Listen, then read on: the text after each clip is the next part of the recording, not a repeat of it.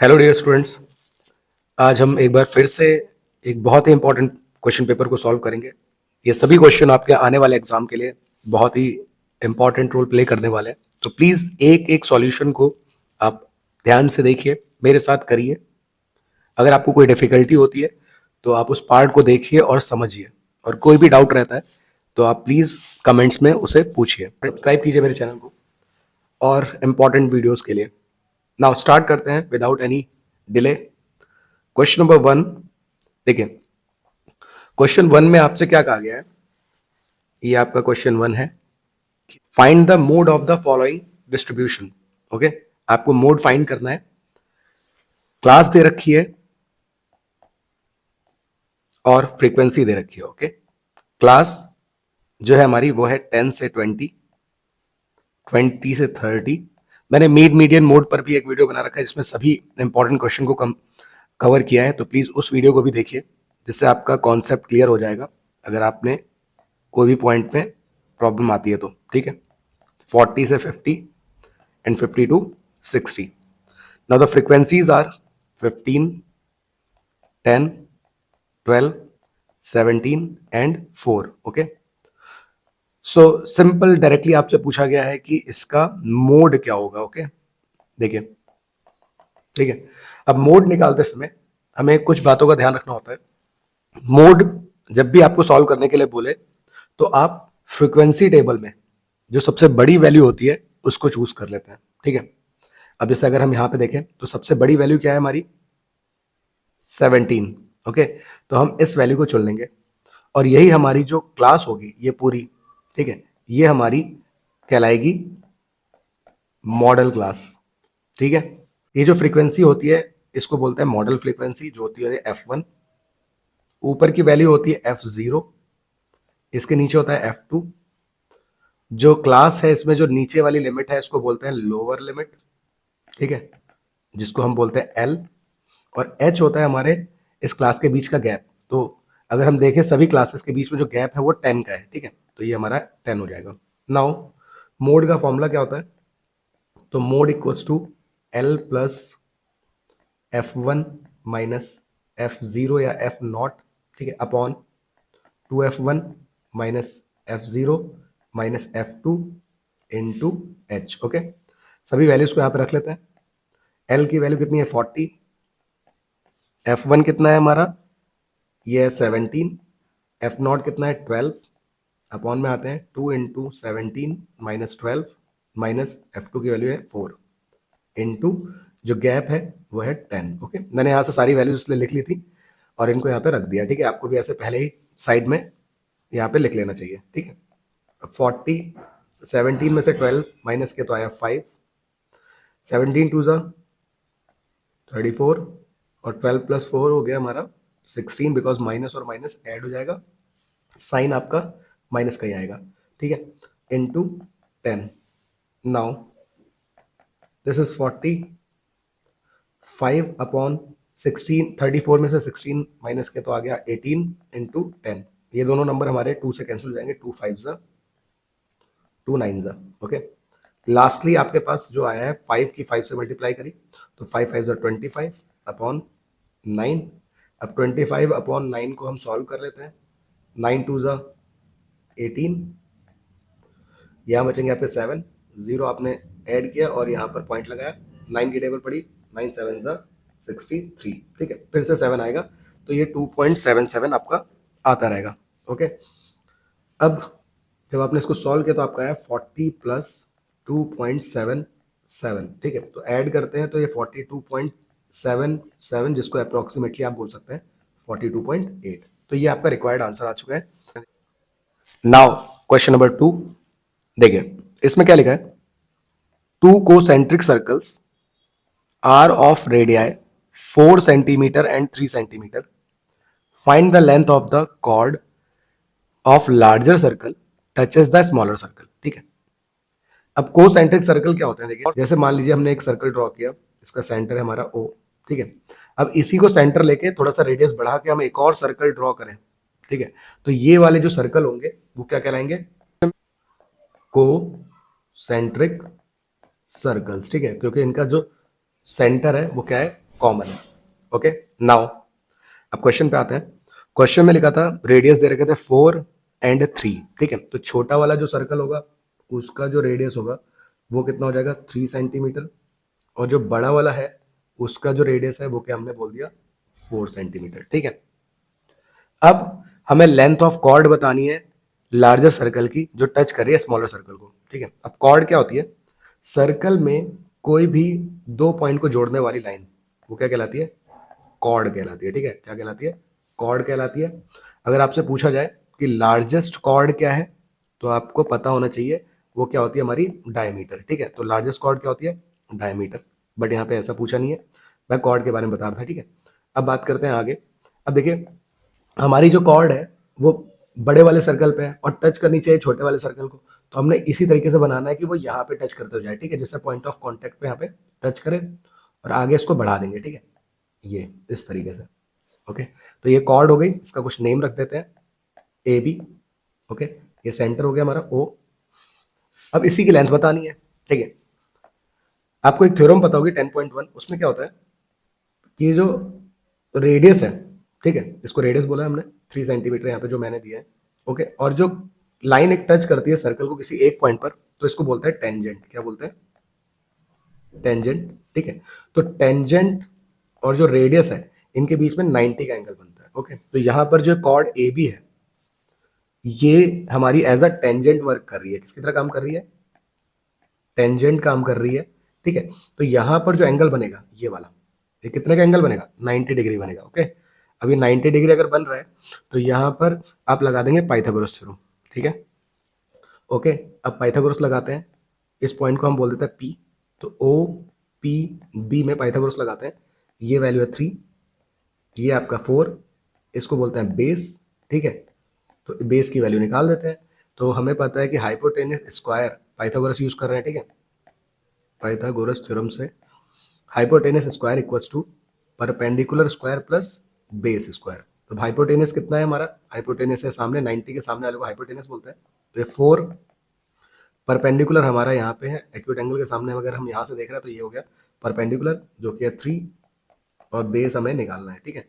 तो 4 स्क्वायर हो गया 16, 3 स्क्वायर हो गया 9, ये प्लस का 9 इधर जाके माइनस हो जाएगा, तो 16 माइनस 9 यहाँ पे हो जाएगा बी स्क्वायर। 16 में से 9 माइनस किया तो ये आ चुका है आपका कितना, ये आ गया आपका 7, ठीक है।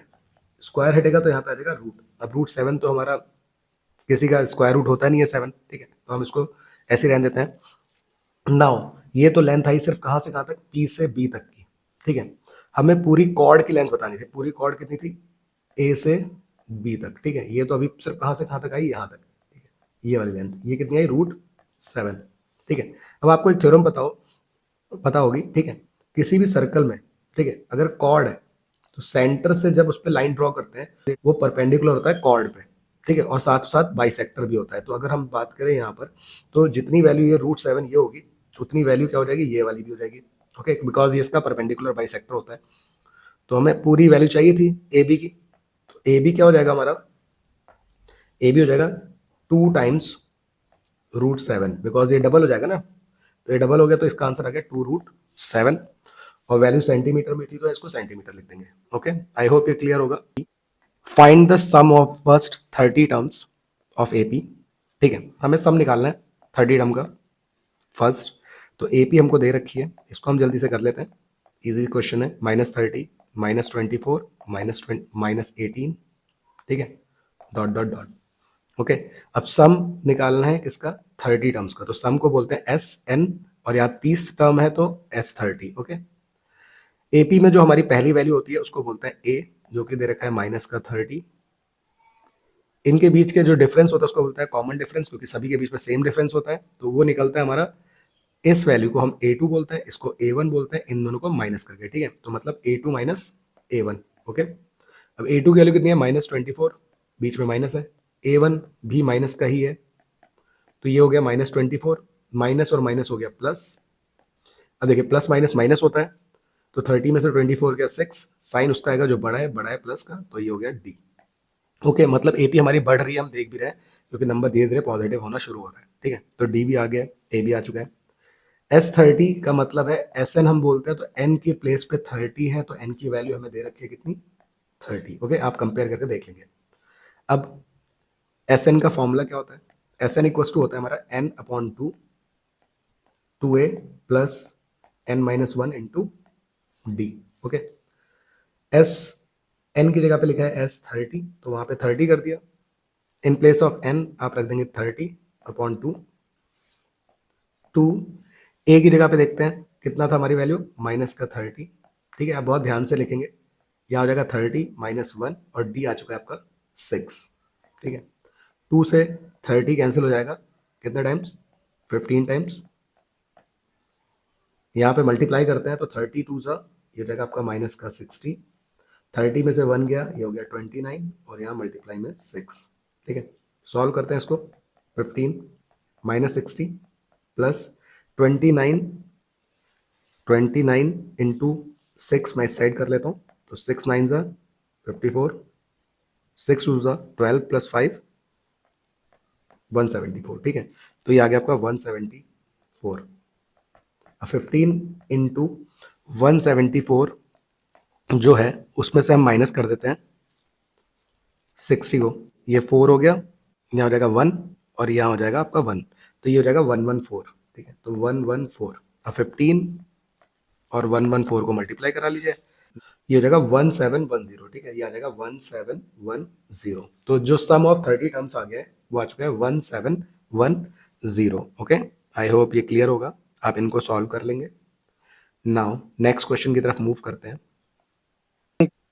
इन an AP Sn equal to n4n+1 find AP. Okay, तो देखिए यहाँ पे आपको दो टाइप की इक्वेशन आ सकती है पेपर में, या तो कभी आपको an दे देगा या तो Sn दे देगा इक्वेशन के फॉर्म में। ठीक है, तो अगर an देता है तो सीधे सीधे एपी बन जाएगी, लेकिन Sn देगा तो आपको उसको थोड़ा ध्यान से समझ के एपी को बनाना है। तो Sn लिख लेते हैं। Sn इक्वल टू कितना दिया है, n 4n+1। ओके, अब यहां से आप क्या करेंगे, एपी बनाने के लिए पहले n की डिफरेंट वैल्यूज को चूज करके पहले आप इसके सम ऑफ टर्म्स निकाल लेंगे। ठीक है, जैसे सम निकाल लेंगे। अब जैसे अगर मैं n की वैल्यू 1 चूज करता हूँ तो S1 निकलेगा, 1 हो जाएगा। 4 इंटू 1 प्लस 1, तो ये हो जाएगा 4 1 ज़ा 4 प्लस 1 5। तो S1 की जो वैल्यू आएगी वो आ जाएगी कितनी, 5। ठीक है, अब इसी तरीके से आप S2 की वैल्यू को निकाल लेंगे, तो n के प्लेस पे 2 रख देंगे, जो हमारी इक्वेशन है यहाँ पे पहली उसमें। ठीक है, तो ये रहेगा 4 इंटू 2 प्लस 1, ये रहेगा 2, 4 2 ज़ा 8 प्लस 1 9, और 9 2 ज़ा कितना आ जाएगा 18। ठीक है, अब मैं यहाँ से आपको कुछ बातें बताने जा रहा हूँ, उनको आप प्लीज ध्यान से सुनिएगा। आपका जो S1 होता है, ठीक है, वही आपका A1 होता है। ओके, बट जो S2 होता है उसको आप A2 नहीं बोलते हैं। ठीक है, जैसे कि मान लीजिए आपको आपके पास कोई एपी है, मैंने दे दी 2 4 6, इस टर्म को आप A1 बोलेंगे, इस टर्म को आप A2 बोलेंगे। ठीक है, और आगे ऐसे करके A3 एंड सो ऑन। तो देखिए, अगर आपसे कोई बोलता है एक टर्म का सम क्या होगा, तो एक टर्म का सम वही होगा जो A1 होगा, वही S1 होगा, तो इसलिए हम A1 को ही S1 बोलते हैं। ये बात आपको क्लियर रखनी है अपने माइंड में। लेकिन अगर मैं आपसे पूछूं सम ऑफ टू टर्म्स, तो ठीक है, तो सम ऑफ टू टर्म्स इन दोनों टर्म का सम होगा। ओके, जिसको हम बोलते हैं S2। तो S2 क्या होता है, sum of both the terms. Okay, ये बात आपको बहुत ही ध्यान से समझनी है कि S1 को तो A1 बोलेंगे, बट S2 जो होगा वो A1 प्लस A2 का सम होगा। ओके, आई होप ये बात क्लियर होगी। तो यहाँ पर ये चीज आपको ध्यान रखनी है, क्योंकि इसी से ये क्वेश्चन सॉल्व होता है। ठीक है, तो S1 को A1 बोल दिया, तो जिसकी वैल्यू 5 है तो इसकी वैल्यू 5 हो जाएगी। लेकिन S2 जो है वो आपका क्या होता है, A1 और A2 का सम। ओके, तो S2 की वैल्यू अगर हमसे कोई बोलेगा तो क्या होगा, A1 प्लस A2। S2 की वैल्यू आ चुकी है कितनी, 18, यहाँ पे 18 रख दिया। A1 मैंने बोला A1 को ही S1 बोलते हैं, तो उसकी वैल्यू भी हमारे पास 5 है। ये यहाँ जाएगा तो मल्टीप्लाई माइनस में जाएगा। ठीक है, तो 18 में से 5 माइनस किया तो ये हो गया, ये आ गई A2 की वैल्यू। ठीक है, तो A1 और A2 आपका आ चुका है, तो A1 5 आ गया, A2 13 आया। गैप आप देख सकते हैं, गैप है इसका 13 माइनस 5, कितने गैप है, 8 का गैप है। ठीक है, तो ये 8 का गैप है, 13 के बाद जब आप 8 ऐड करेंगे तो आ जाएगा 21। ठीक है, इस तरीके से आपकी ये एपी बन जाएगी, क्योंकि आपको पता है ये जो गैप है प्लस में है तो ऐड होके आगे मिलती रहेगी, ये आपका एपी आ जाएगा। ठीक है, ओके। तो ये हो गया 5, 13, 21 एंड सो ऑन। ओके, बस आपको यहाँ पर बहुत ही ध्यान से समझना है कि जो S1 है वही आपका A1 होगा, और जो S2 होगा वो तो आपका A1 प्लस A2 होगा, S3 आपका 3 टर्म का सम होगा एंड सो ऑन। ठीक है,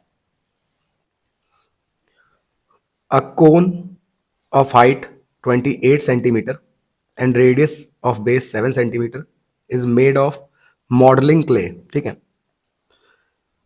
a child reshape it in the form of sphere, find the radius of the sphere। ठीक है, यहां पे कहा गया है एक कोन है जिसकी हाइट, ठीक है, ये कोन है आपका, इसकी जो हाइट है वो दे रखी है आपको 28 सेंटीमीटर।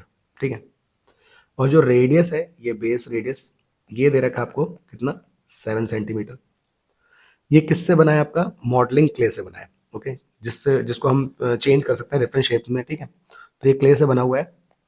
अब एक बच्चा जो है वो इसको रीशेप कर रहा है। अब रीशेप किस फॉर्म में कर रहा है, वो कर रहा है स्फेयर में। तो एक स्फेयर बना देते हैं। ठीक है, स्फेयर के पास अपना सिर्फ रेडियस होता है। ओके, आपको इस स्फेयर का रेडियस ही फाइंड करना है। ठीक है, जब भी शेप का कन्वर्जन होता है, ठीक है, एक शेप से दूसरे शेप में कन्वर्ट करते हैं, आपको ध्यान रखना है आप वॉल्यूम को लेंगे। ठीक है, तो वॉल्यूम किसका वॉल्यूम, यहाँ पे कोन का वॉल्यूम, यही आगे जाके कन्वर्ट हो गया किसके वॉल्यूम में, स्फेयर के वॉल्यूम में। ठीक है, तो दोनों का वॉल्यूम बराबर होगा क्योंकि उतनी ही मिट्टी से स्फेयर बना है। ठीक है, तो कोन का वॉल्यूम क्या होता है, 1/3 पाई आर स्क्वायर एच, और स्फेयर का वॉल्यूम होता है 4/3 पाई आर क्यूब। ठीक है, आर डिफरेंट मैंने क्यों लिया, क्योंकि एक आपका कोन का है और एक स्फेयर का जो निकालना है। ठीक है, 3 सेम प्लेस पे है तो इसको कैंसिल कर देते हैं, पाई को भी कैंसिल कर देते हैं। ठीक है, नाउ यहां बचता है R square into H. R की वैल्यू कितनी है 7, उसका स्क्वायर हो रहा है तो 2 बार लिख देंगे। एच की वैल्यू कितनी है 28, सामने कितना आ गया 4 आर क्यूब। ठीक है, अभी आपका जो मल्टीप्लाई का 4 है वो डिवाइड में चला जाएगा, तो उसको डिवाइड में ले आते हैं। ठीक है, मैं यहाँ पे 4 से 28 को कट कर देता हूँ, कितने टाइम्स, 7 टाइम्स। ओके, तो फाइनली जो आपके पास बचता है 7 इंटू 7 इंटू 7। ठीक है, और सामने हो गया आर क्यूब। इसको आप मल्टीप्लाई मत करिएगा, ठीक है, क्योंकि क्यूब जब इधर जाएगा तो वो बनाएगा क्यूब रूट। ठीक है, तो 7 इंटू 7 इंटू 7, जैसे स्क्वायर रूट में आपको 2 का पेयर चाहिए होता है, क्यूब रूट में आपको 3 का पेयर चाहिए होता है, और 3 का पेयर आपको मिल चुका है किसका, 7 का। ये आपका रूट के बाहर आ जाएगा, तो आर की वैल्यू सीधे सीधे आ चुकी है 7 सेंटीमीटर, बिकॉज आप क्यूब रूट से इसे निकाल लेंगे। तो आई होप ये क्लियर होगा। तो ये इसका रेडियस आ चुका है। ठीक है, now move to the next question. Okay, अब हम करेंगे क्वेश्चन नंबर 5, जिसमें हमसे कह रखा है find the value of m for which the quadratic equation m-1 bracket x square plus 2 in bracket m-1 x plus 1 equal to 0 has two real and equal roots. Okay, तो question में हमसे पूछा है m की किस value के लिए ये जो क्वाड्रेटिक इक्वेशन दे रखी है हमें, क्या m-1 x square plus 2 m-1 x plus 1 इसके रियल और इक्वल रूट्स होंगे। ठीक है, तो जब भी आपको रियल और इक्वल रूट्स की कंडीशन दी हो तो वो कंडीशन आपको पता होनी चाहिए। तो वो कंडीशन क्या होती है कि हमारा उसमें d जो होता है वो इक्वल टू 0 होता है। ओके, अब ये d क्या होता है, d को हम बोलते हैं डिस्क्रिमिनेंट। ओके, ये क्या होता है हमारा, डिस्क्रिमिनेंट होता है। इसकी वैल्यू किसके इक्वल होनी चाहिए, 0 के। जो डिस्क्रिमिनेंट होता है वो कैसे खुलता है, वो खुलता है हमारा बी स्क्वायर माइनस 4ac, और इसकी वैल्यू इक्वल टू क्या आ जाएगी, 0। अब ये ए बी और सी क्या होते हैं, तो आपको पता है जनरल इक्वेशन जो होती है उसमें हमारा पहला टर्म होता है जो स्क्वायर वाला टर्म होता है, उसके साथ जो कोफिशिएंट होता है उसको ए बोलते हैं। ठीक है, एक्स के साथ वाले को हम बी बोलते हैं, और लास्ट में जो होता है उसको सी बोलते हैं। ठीक है, तो इन प्लेसेस पे इनकी वैल्यू रख देते हैं। तो बी की वैल्यू कितनी है, 2m-1 whole square, because square की फॉर्म में, -4, ए की वैल्यू है m-1 और सी की वैल्यू है 1। Okay, equal to 0। अब इसको स्क्वायर करते हैं, यहाँ पे 2 टर्म है हमारे 2 और m-1, तो पहले मैं 2 को स्क्वायर करता हूँ, ये हो जाएगा 4। m-1 का स्क्वायर मैं बाद में कर लूंगा अगर नीड होगी, तो यहाँ पे आ जाएगा m-1। ओके, बट अगर आप यहाँ पे देखें तो इन दोनों टर्म के पास, जैसे ये वाला टर्म है जो और एक ये वाला टर्म है, ठीक है, इनके पास m-1 कॉमन है, साथ में 4 भी कॉमन है। ठीक है, तो मैं इतने पार्ट को क्या कर लेता हूँ, बाहर निकाल लेता हूँ, किसको, 4m-1 को। ठीक है, क्योंकि दोनों के पास मौजूद था। अब 4m-1 अगर हमने कॉमन लिया तो जो ये वाला पार्ट है इसमें m-1 अभी भी एक टर्म बचा हुआ है। क्यों? क्योंकि ऑलरेडी यहाँ स्क्वायर था। ठीक है, स्क्वायर की वजह से मैंने एक को तो बाहर निकाल लिया, बट एक अंदर है। फिर साइन यहाँ पे कौन सा है, माइनस का। आगे ये पूरा टर्म हमने कॉमन ले रखा है।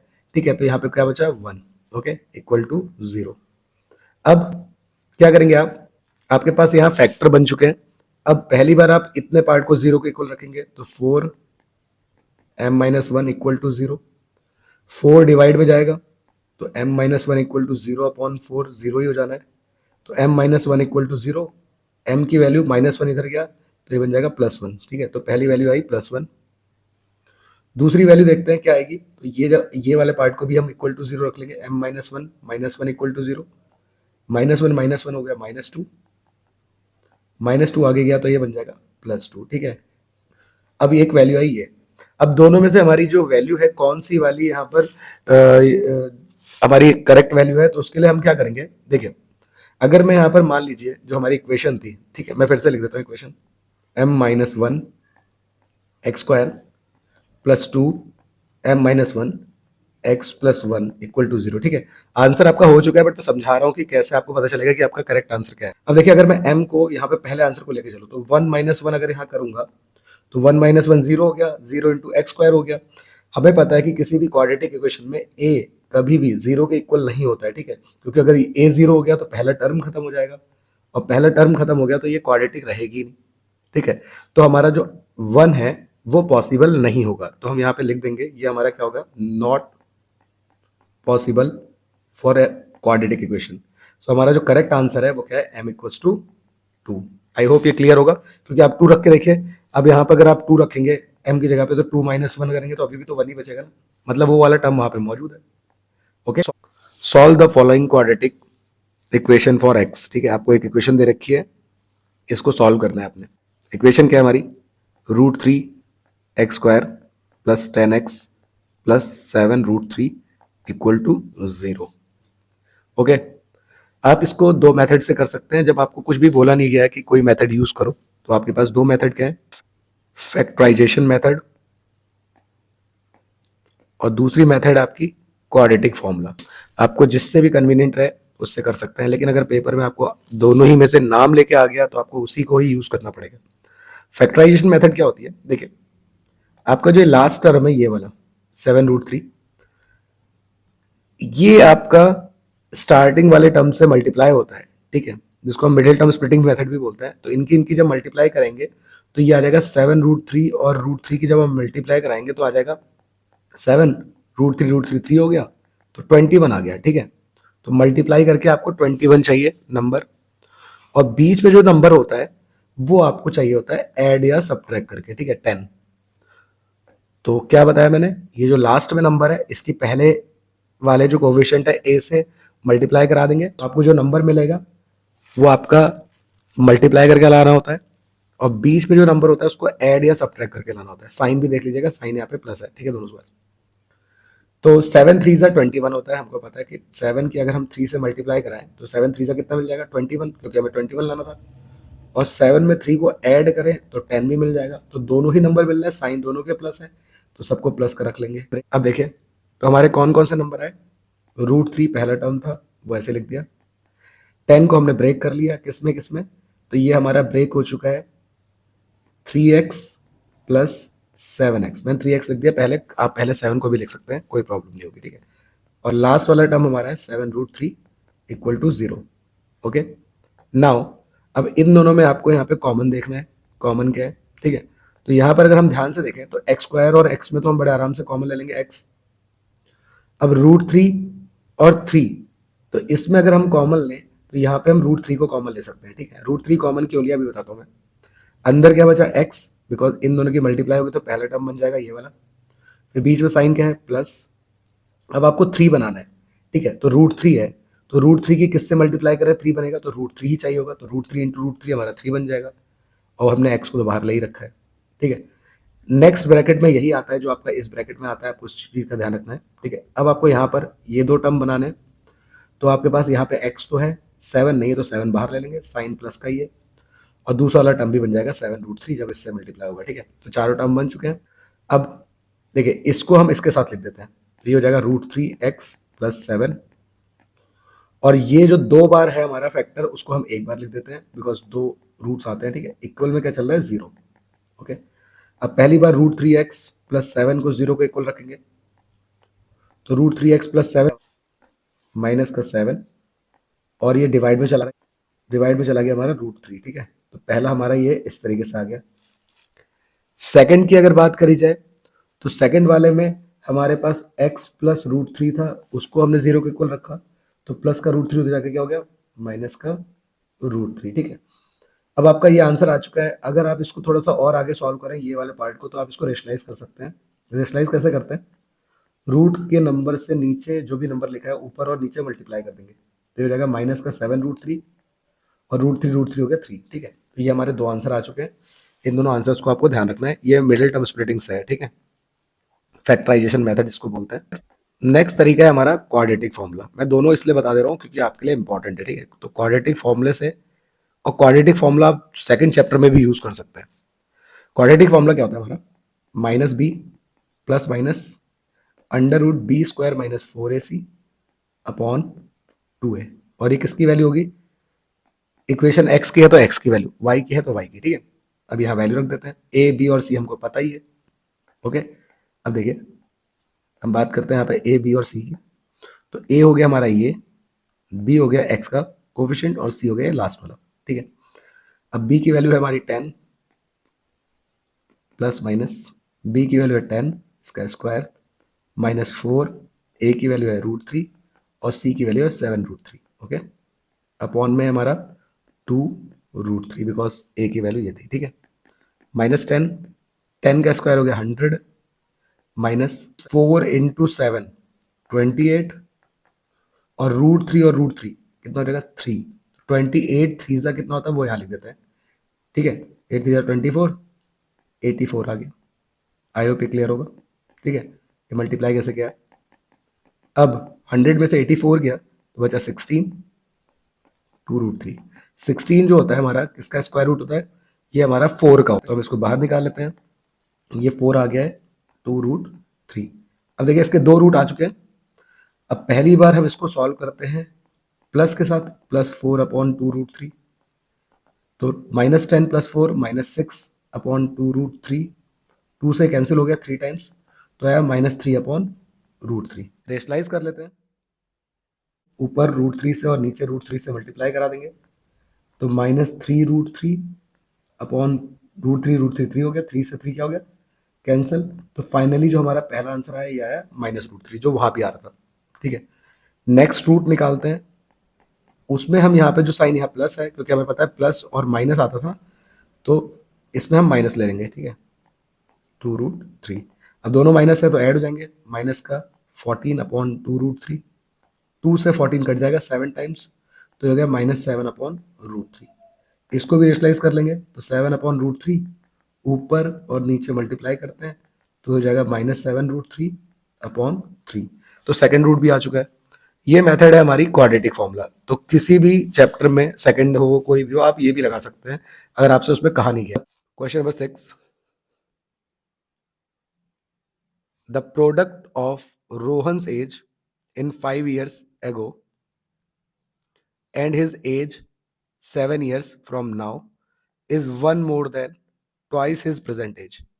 Find his present age. ये एज का क्वेश्चन है। यहाँ रोहन की एज हमें बतानी है, तो हम रोहन की एज को मान लेते हैं पहले कुछ। Let present age of Rohan, क्या हमने बोल दिया, x ईयर्स, ठीक है। तो रोहन की उम्र को हमने x मान लिया। अब दो कंडीशन दे रखी है, एक दे रखी है आपको 5 year एगो। एगो का मतलब होता है पास्ट टेंस, ठीक है। तो जब भी अगर आपको एगो बोले तो आपको ध्यान रखना है पहले की बात कर रहा है, ठीक है। तो 5 साल पहले, अगर जैसे नॉर्मली मैं लिख रहा हूँ 5 साल पहले जो रोहन की एज होगी, ठीक है, रोहन की एज क्या होगी, उसकी एज जैसे मान लो अभी x है, तो 5 साल पहले 5 कम होगी ना, तो याद रखेंगे एगो बोलेगा, वॉज बोलेगा, ऐसे इस तरीके से, तो आपको ध्यान रखना है कि उसमें माइनस कर देंगे, ठीक है। और 7 ईयर फ्रॉम नाउ मतलब 7 साल बाद, 7 ईयर फ्रॉम नाउ क्या होगी, तो 7 ईयर फ्रॉम नाउ में क्या होगा, ऐड हो जाएगा, क्योंकि 7 साल बाद की बात कर रखी है, ठीक है। तो ध्यान रखना, जब आपको एगो बोलता है तो माइनस करते हैं, और फ्रॉम नाउ बोलेगा या लेटर बोलेगा तो आप प्लस कर देंगे, ठीक है।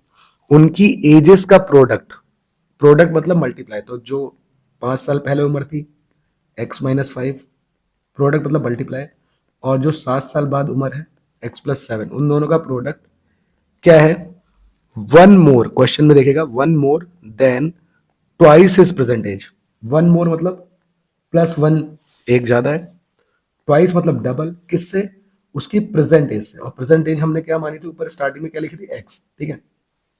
आई होप ये आपको लाइन क्लियर होगी कि 5 साल पहले जो एज थी, 7 साल बाद जो एज है, उनका प्रोडक्ट ब्रैकेट में लिखेगा जब, वो क्या है, वो होगा 1 year more than twice the present age. तो मैंने वही लिख दिया, मोर बोलेगा तो प्लस, और अगर लेस बोलेगा तो माइनस कर देंगे, ओके। तो ये चीज आपको ध्यान रखनी है।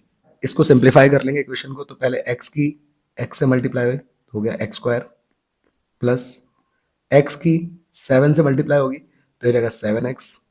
इसी तरीके से 5 से करा देंगे, ठीक है। 5 की x से कराई, यहाँ माइनस था वहाँ प्लस था, तो ये माइनस ही आ जाना है, तो इसको माइनस कर देते हैं, ठीक है। माइनस का 5x, और फिर ये -5 की 7 से होगी तो ये रहेगा माइनस का 35, ओके। 2x+1, अभी हो गया x² + 7 -5, ये हो गया प्लस का 2x -35 इक्वल टू 2x+1। अब देखिए 2x और 2x सॉल्व नहीं करना है, इसे कैंसिल हो जा रहा है, ये बचा x² -35 इक्वल टू 1, 35 इधर जाके हो जाएगा +35, और ये हो जाएगा आपका 36, ठीक है। स्क्वायर हटेगा तो यहाँ पे आएगा स्क्वायर रूट। अब 36 हमें पता है रूट के बाहर आके +-6 दो वैल्यू देगा, बट यहाँ बात आ रही है एज की, तो एज कभी माइनस में नहीं होती, तो हम इसकी पॉजिटिव वाली वैल्यू को ले लेंगे। तो इस रोहन की जो उम्र है वो कितनी आ जाएगी, 6 ईयर्स, ओके। आई होप ये क्लियर होगा। एजेस के क्वेश्चन काफी इंपॉर्टेंट होते हैं, आप इसको 3rd chapter and 4th chapter दोनों के अकॉर्डिंग कर लेना, दोनों ही बहुत इंपॉर्टेंट है। मैंने एक वीडियो भी बना रखा है, उसमें एजेस के क्वेश्चन बता रखे हैं 3rd चैप्टर के अकॉर्डिंग, तो उसको देख लीजिएगा, ठीक है। नाउ सेक्शन बी की बात करते हैं। The angle of elevation of the top of building from foot of the tower is 30 degree, and angle of elevation of the top of tower from foot of building is 60 degree. If tower is 50 meter high, then find the height of the building, ठीक है। तो देखिए angle of elevation of the top of building, यहां पर एक building है, ठीक है। मैं यहाँ पे इसको बिल्डिंग बना देता हूं, बिल्डिंग, ओके। और ये हमारा ग्राउंड हमने बना दिया है, तो angle of elevation of top of building, building का टॉप यहाँ कहीं होगा, ठीक है, from the foot of tower. अब टावर का फुट कहीं यहाँ नीचे होगा, तो ये टावर बना देते हैं सामने, ठीक है। वो दे रखा है आपको कितना, 30 degree. And angle of elevation of the top of tower, अब टावर के टॉप पर elevation from foot of building, building के फुट से, बिल्डिंग का फुट ये है क्योंकि टॉप ये था, तो बिल्डिंग के फुट से टावर के टॉप पर जो बनेगा 60 दे रखा है, ज्यादा दे रखा है तो मैंने उसको थोड़ा ऊंचा बना दिया, ठीक है। तो ज्यादा है इसलिए उसको ऊंचा बना देंगे तो टावर यहाँ पे बड़ा हो जाएगा, ठीक है। टावर की हाइट दे रखी है 50 मीटर, तो ये टावर था, इसको हमने टावर नाम दिया था। टावर की हाइट कितनी रखी थी, 50 मीटर। आपको बतानी है हाइट ऑफ बिल्डिंग, ठीक है। तो बिल्डिंग की हाइट को हमें बताना है, हम इसको h बोल देते हैं, और बेस नहीं पता है तो बेस को भी कुछ मान लेते हैं, बिकॉज इसमें रिलेशन हमने बनाना है। और इस पूरे डायग्राम का हम एक नाम रख देते हैं, तो ये पॉइंट बोल देते हैं a, ये बोल देते हैं b, यहाँ पे बोल देते हैं c, और ये बोल देते हैं d, ठीक है। पहले आप डायग्राम बना लेंगे अच्छे से, फिर इसको करेंगे, ठीक है।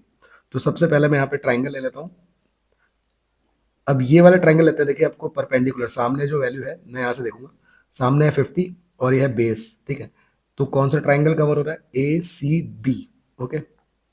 इस वाले ट्रायंगल को मैं कवर कर रहा हूँ, ए सी बी, ठीक है। तो in triangle A C B ये क्या है 10, एंगल कितना है 60, परपेंडिकुलर कितना है 50, और बेस कितना है x। 60 की वैल्यू √3, ये रहेगा 50/x, क्रॉस मल्टीप्लाई होगा तो x इधर जाएगा √3 के पास में, ये देगा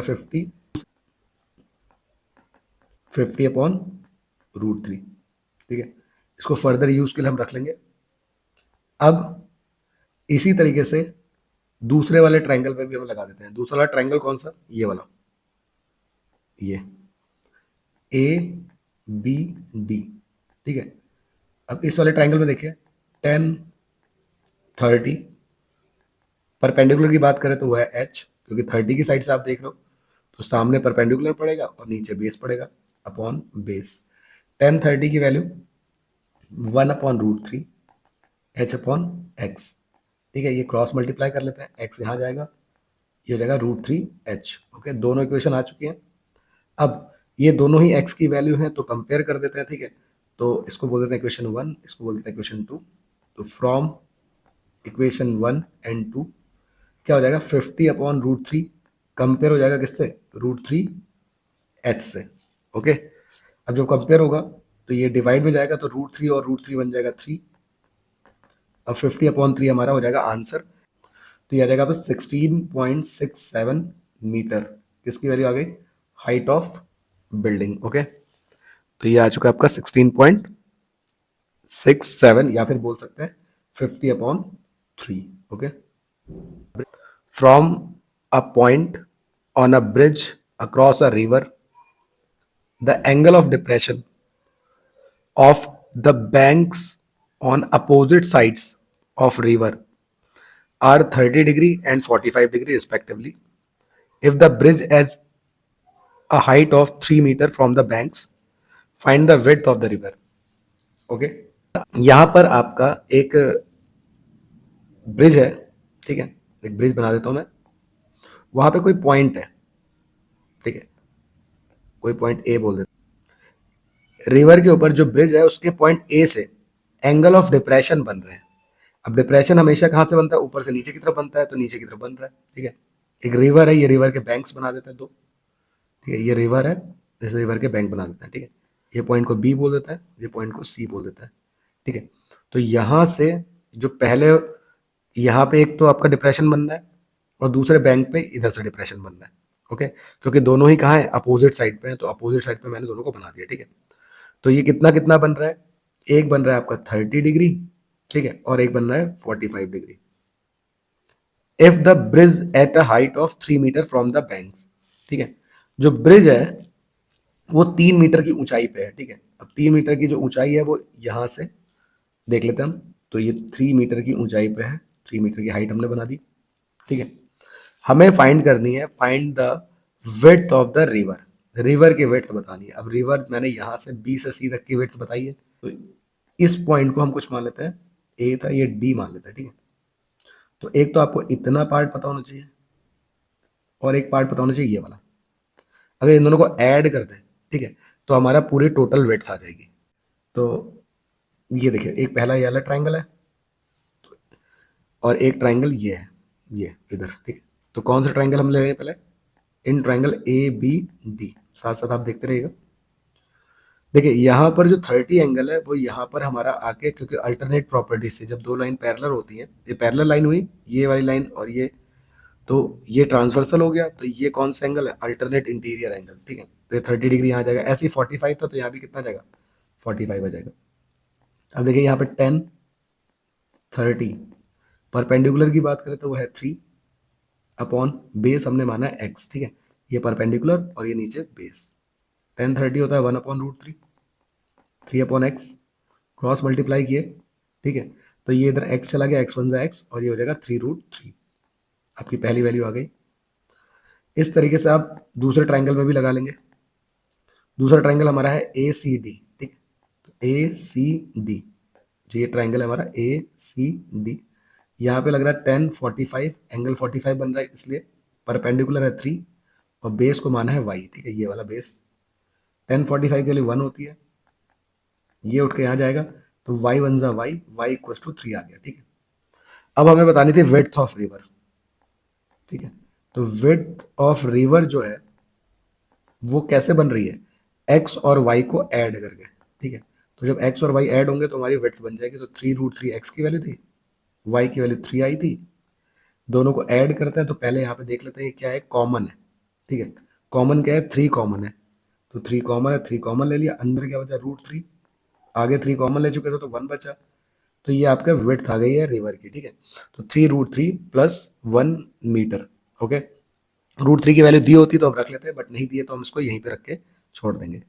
ओके ओके, क्वेश्चन नंबर 8। अब हम क्वेश्चन 8 को करेंगे। इसमें क्या कहा गया है, following is the daily expenditure on lunch by 30 employees of the company. Okay, find the mean daily expenditure of the employee. आपको यहाँ पर एक टेबल दे रखी है जो कि डेली का जो एक्सपेंडिचर है एक कंपनी के 30 एम्प्लॉयज का, वो दे रखा है। ठीक है, आपको इनका मीन वैल्यू निकालना है। ओके, तो आपको पता है मीन निकालते समय आप क्या करेंगे, आप टेबल को बना लेंगे। टेबल में आपके पास एक तो है क्लास, ठीक है, जो कि डेली एक्सपेंडिचर की फॉर्म में दे रखी है, और एक है फ्रीक्वेंसी। फ्रीक्वेंसी हमारी जो आगे नंबर ऑफ एम्प्लॉयज है वो है। ठीक है, तो एक है हमारी यहाँ पे क्लास और एक है फ्रीक्वेंसी जिसको हम FI बोलते हैं। क्लास कितनी है, ये हमारी 100 से 120, फिर है 120 से 140, ऐसे ही 140 से 160, 160 से 180, और लास्ट है 180 से 200। ठीक है, फ्रीक्वेंसी जो है वो दे रखी है 8, 3, 8, 6 एंड 5। ओके, अब मीन में जो आपका सबसे पहला काम होता है वो होता है XI कैलकुलेट करना। ओके, XI जो होता है हमारा वो होता है क्लास मार्क। क्लास मार्क हम कैसे कैलकुलेट करते हैं, देखिए, जो आपकी लिमिट्स दे रखी है 100 से 120, इनको दोनों को आप क्या कर लेंगे, ऐड कर लेंगे और डिवाइड कर लेंगे 2 से। ठीक है, तो ये ऐड हो जाएगा हमारा 220, डिवाइड करेंगे 2 से तो आ जाएगा 110। ओके, क्योंकि जो क्लास मार्क का फॉर्मूला होता है जिसको XI बोलते हैं वो क्या होता है हमारा, lower limit plus upper limit divide by 2। But question में अगर आपको डायरेक्टली पता चल रहा है कि इनके बीच में कौन सा नंबर है, जैसे कि यहाँ पे 100 से 120 के बीच में कौन आता है, 110 आता है ना, तो हम यहाँ पे सीधे सीधे लिखेंगे। ठीक है, तब ये फॉर्मूला मत लगाना, सीधे कर लेना, क्योंकि इतना आइडिया सभी को होता है। ठीक है, बट किसी किसी क्वेश्चन में नहीं पता चलता है, पॉइंट्स के नंबर होते हैं, तो प्लीज पहले वाले को चेक करने के लिए आप ये फॉर्मूला लगा लीजिएगा। नाउ 120 से 140 के बीच में आता है 130, नेक्स्ट 140 से 160 के बीच में आता है 150, अगला आएगा 170 एंड लास्ट आएगा 190। ओके, अब जो हमारी नेक्स्ट टेबल बनती है, अगर हम इसको डायरेक्ट मेथड से करते तो बनती है FI XI, बट क्योंकि यहाँ पर जो नंबर है कुछ थोड़े से बड़े हैं, ठीक है, तो मैं इतना कैलकुलेशन नहीं करना चाहता, तो मैं यहाँ पे इसको सेकंड मेथड से करूंगा जिसको बोलते हैं अज्यूम्ड मीन मेथड। तो आप भी ऐसे ही जब किसी क्वेश्चन में ज़्यादा कैलकुलेशन हो मीन के, तो आप मेथड को स्विच कर लेना। तो अज्यूम मीन मेथड में आपको कैलकुलेट करना पड़ता है DI। अब DI की जो टेबल बनती है, DI होता है हमारा XI माइनस A। ठीक है, तो XI तो अभी पता ही है आपको, XI की टेबल आपकी आ चुकी है, लेकिन A क्या होता है वो बता देता हूँ। A जो होता है हमारा वो इसी XI में से कोई एक नंबर आप चुन लेते हैं। ठीक है, जो XI दिख रहा है आपको, इसी में से कोई एक नंबर चुन लेंगे इतने सारों में से। तो अक्सर बीच का नंबर अगर आप इसको चूज करते हैं तो आपके लिए ज़्यादा बेटर रहता है। तो मैं यहाँ पे बीच में कौन आ रहा है, 150 आ रहा है, इसको बोलते हैं A। और A क्या होता है हमारा, अज्यूम्ड मीन होता है। हमारा जो आंसर आएगा इसी के आसपास आता है, तो हमारा अज्यूम मीन होता है A। इस चीज़ को आपको ध्यान रखना है। कोई भी नंबर चुन सकते हैं, बट बीच का नंबर आप चुनेंगे। अगर बीच में 2 नंबर आ रहे हैं, किसी किसी उसमें टेबल में अगर इवन नंबर होता है, तो आप वहाँ पे कोई भी नंबर चुन लीजिए। नाउ अब अगर हम पहला कैलकुलेट करें, देखिए XI की वैल्यूज ये है, तो XI 110, A की वैल्यू आपने फिक्स कर रखी है 150, माइनस करेंगे तो आएगा माइनस का 40। तो पहली वैल्यू कितनी आई, माइनस की 40। नेक्स्ट 130 को भी ऐसे ही माइनस करेंगे तो ये आएगा माइनस का 20। नेक्स्ट खुद से इसको करेंगे तो आएगा 0। अगली बार 170 में से कट करेंगे तो ये प्लस हो जाएगा, बिकॉज ये अब नंबर बड़ा हो चुका है। और नेक्स्ट 190 से कट करेंगे तो आ जाएगा प्लस का 40। ओके, इतनी बात क्लियर होगी। आगे आगे जो आपकी टेबल बनती है वो बनती है FI DI। जैसे कि वहां पे FI XI बनती थी डायरेक्ट मेथड में, यह बनती है FI DI। FI और DI क्या है, अब FI की वैल्यू यहाँ पर 8 है और डी आई कितना है -40, तो इन दोनों का मल्टीप्लाई कर देंगे। तो 8 4 ज़ा 32, 0 बढ़ाया पॉइंट साइन माइनस का आएगा। नेक्स्ट 3 की 2 से कराएंगे, 3 2 ज़ा 6, 0 बढ़ाया साइन माइनस का। फिर 8 की 0 से कराएंगे तो 0 ही आ जाना है। 6 की 2 से कराई, ये जाएगा 12, 0 बढ़ा दिया लेकिन ये प्लस का है। 5 की 4 से कराई, 5 4 ज़ा 20, और यहाँ पे भी 0 बढ़ गया, प्लस का आ गया। ओके, अब यहाँ पर आपको किसकी किसकी नीड होती है? एक तो आपको चाहिए होता है सिग्मा एफ आई डी आई, जैसे एफ आई एक्स आई वैसे सिग्मा एफ आई डी आई, और एक चाहिए आपको सिग्मा एफ आई। ओके, सिग्मा एफ आई क्या होगा? सिग्मा का मतलब सबका सम। अब क्वेश्चन में आपको 30 एम्प्लॉयज बोले गए, तो आपको एफ आई का तो सम डायरेक्टली पता चल गया 30 है, आप ऐड करके भी चेक कर सकते हैं। लेकिन एफ आई डी आई की अगर हम बात करें तो इनका सम हम कर लेते हैं, ठीक है? तो डायरेक्ट कट कर लेना। देखिए जैसे यहाँ पर लिखा है 200 प्लस 120, तो ये दोनों प्लस थे तो ऐड करके 320 आ जाएगा। अब प्लस का 320 और माइनस का 320 कैंसिल हो जाएगा आपस में, ठीक है? तो इन लोगों को काट देता हूँ, बस आपके पास बचता है माइनस का 60। तो इसको ओवरऑल सॉल्व किया जाए तो इसका जो फाइनल आंसर आएगा माइनस का 60 आएगा। तो इस तरीके से आप इसको कैलकुलेट कर लेना। अब हमारा जो अज्यूम मीन मेथड होता है उसमें जो मीन का फॉर्मूला होता है जिसको हम एक्स बार से दिखाते हैं मीन को, तो एक्स बार जो होता है इक्वल टू होता है A plus sigma F I D I upon sigma F I. इस तरीके से आप यहाँ पर सारी वैल्यूज को पुट कर लेंगे। अब जो सारी वैल्यूज है हमारी वो देख लेते हैं। तो ए की वैल्यू हमने यहाँ पर 150 को अज्यूम किया था। एफ आई डी आई अभी हमने बताया कितना है माइनस का 60, और एफ आई जो आया है वो आपका है 30। 0 से 0 कट गया और 3 से आपका 6 कट जाएगा, 3 2 सा 6, ठीक है? तो ये रहेगा 150 प्लस और माइनस जब आप कैलकुलेट करेंगे तो माइनस आएगा, और यहाँ बचा 2। 150 में से 2 को माइनस करें तो हमारा आएगा 148। तो ये हमारा क्या आ गया? मीन आ चुका है। ओके, अब यहाँ पर मीन देखिए, जो आप मानते थे ना 150 इसी के आसपास आएगा, इसलिए इसको अज्यूम मीन मेथड बोलते हैं, क्योंकि आपने वहाँ पे एक अज्यूम करा था नंबर, उसके पास में ही आपका आंसर भी आ चुका है। तो 148 is the required answer.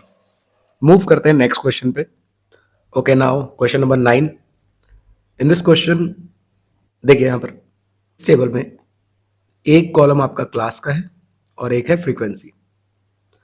Class आपकी है 0 से 15, मतलब 15-15 का गैप है। 15 से 30, 30 से 45, 45 to 60, 60 to 75 and 75 to 90। Okay, and frequencies क्या है रिस्पेक्टिव? 17, 35, 40, 18, M and 2। ओके, अब मीडियन का जब भी क्वेश्चन आएगा तो सबसे पहले आप क्या बनाएंगे? C F table. C F table हमारी होती है क्यूमुलेटिव फ्रीक्वेंसी टेबल। ये कैसे बनती है?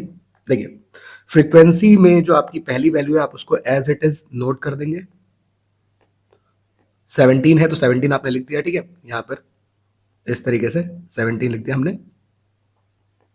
उसके बाद जो नेक्स्ट फ्रीक्वेंसी है उसके साथ सी एफ की वैल्यू को ऐड करते रहेंगे, ठीक है? तो 17 में 35 ऐड किया तो आ गया कितना? 52। देन 52 में 40 ऐड किया तो आया 92। जो भी वैल्यू आती रहेगी उसको इसकी नेक्स्ट फ्रीक्वेंसी से ऐड करते रहेंगे। इसको ऐड किया आ गया 110। इन दोनों को ऐड किया तो आपका m अलग से ऐड होगा, और यहाँ पे 2 को ऐड किया तो ये हो जाएगा 112 प्लस m। ओके, अगर ये नॉर्मल क्वेश्चन होता तो आप n/2 सॉल्व कर रहे होते हैं, ठीक है? n/2 क्या होता है हमारा? n होता है हमारा इन सभी फ्रीक्वेंसीज का सम। सम क्वेश्चन में दिया नहीं है तो आपको ऐड करके देखना पड़ेगा। अगर आप इसको ऐड करेंगे तो आपका जो लास्ट नंबर है वही आएगा, ठीक है? ये बात आपको पता होगी, इस चीज को ध्यान रखना है। ये लास्ट नंबर ही आता है। अगर डायरेक्टली दिया होता तो हम उसको यूज कर लेते हैं, बट नहीं दिया है तो हमने यहाँ पे लिख दिया। ओके, अब देखिए n/2 करने पर जो वैल्यू आती उससे बड़ी वैल्यू CF में देख लेते हैं, या उसके इक्वल। इक्वल देखेंगे या उससे बड़ी देखेंगे, उससे छोटी नहीं। बट यहाँ पे आप इसको डिवाइड करोगे 2 से तो इसका आंसर आएगा ही नहीं, तो आप इसको यहां से नहीं चुनते। इस क्वेश्चन में मीडियन ऑलरेडी गिवन है, तो जब मीडियन गिवन होता है तो मीडियन जो दिया होता है वो किस क्लास के बीच में आ रहा है उससे आप मीडियन क्लास को चूज करेंगे। तो यहाँ पर देखिए 33 जो नंबर है वो किसके बीच में आ रहा है? वो आ रहा है आपका 30 से 45 के बीच में। तो ये आपकी बन जाएगी मीडियन क्लास। ओके, इस बात का ध्यान रहे। नॉर्मल क्वेश्चन होगा तो n/2 करेंगे और उससे बड़ी वैल्यू या उसका इक्वल वैल्यू चुन लेंगे, लेकिन अगर ऑलरेडी क्वेश्चन में मीडियन गिवन है तो वो जो मीडियन है किस वैल्यू के बीच में आता है उससे आप इसको चूज करते हैं। अब मीडियन के फॉर्मूले को मैं आपको बता देता हूँ। मीडियन इक्वल्स टू क्या होता है हमारा, मीडियन इक्वल्स टू होता है L plus N upon 2 minus C F upon F into H. Okay, अब वैल्यूज हम देख लेते हैं क्या क्या वैल्यूज है। मीडियन तो ऑलरेडी गिवन है। एल किसको बोलते हैं, तो एल हमारी जो ये क्लास में लोअर लिमिट होती है उसको एल बोलते हैं, जो कि हमारा है 30। एल हो गया 30। n/2 मैं आपको यहाँ पे इस साइड में बता चुका हूँ। सी एफ जो होता है हमारा, सी एफ की टेबल में जो ऊपर की वैल्यू होती है, ठीक है, सी एफ मतलब इसको नहीं चुनेंगे, इससे ऊपर वाली वैल्यू को चुनते हैं हमेशा। तो ये हो गया 52। एफ फ्रीक्वेंसी में जो आपकी वैल्यू है उसी को बोलेंगे 40। और जो एच है वो आपका गैप होता है, जो विड्थ है। तो 45 और 30 के बीच में कितना गैप है, 15 का। ठीक है, अब वैल्यूज को यहाँ पुट कर देते हैं एक एक करके। तो मीडियन कितना है 33। एल की वैल्यू जो है हमारी लोअर लिमिट 30 प्लस n/2, अभी मैंने बताया यहाँ पे 112 plus m, okay, upon 2 minus C F की वैल्यू कितनी है 52 है। आप 92 नहीं बोलेंगे, उसके ऊपर की वैल्यू बोलते हैं हमेशा। ठीक है, नाउ इसके अपॉन में f की वैल्यू कितनी है 40 और मल्टीप्लाई में चल रहा है इसका गैप 15। ठीक है, यहां से ये 30 को आप इधर लेके आएंगे तो 33 के पास में 30 आएगा तो माइनस का हो जाएगा। ओके, यहां पर आपको एलसीएम लेना पड़ेगा। तो 112 प्लस m माइनस 52 को 2 से मल्टीप्लाई करें तो आएगा 104। ओके, और इस पूरे के अपॉन में आ गया आपका 2। ओके, नाउ और इसके भी अपॉन में जो चल रहा है उस नंबर को लिख देते हैं 40 और इनटू में 15। ठीक है, इन दोनों को माइनस कर लेंगे तो यहाँ आ गया 3। नंबर को नंबर के साथ देखेंगे तो 112 में से 104 गया तो बचा 8 प्लस m अपॉन 2। ओके, और ये 15 और कैंसिल हो जाएगा कितने से, 5 से। तो 5 3 जा 5 8 जा।